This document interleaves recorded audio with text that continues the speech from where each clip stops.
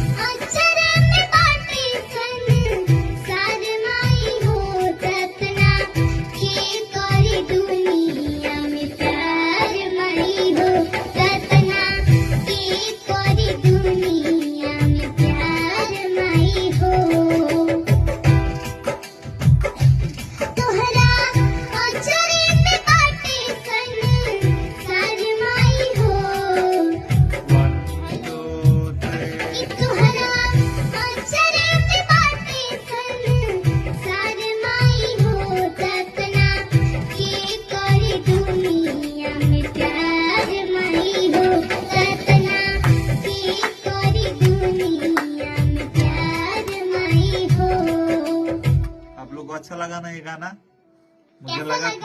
मुझे भी लगा था आप लोग को अच्छा लगेगा।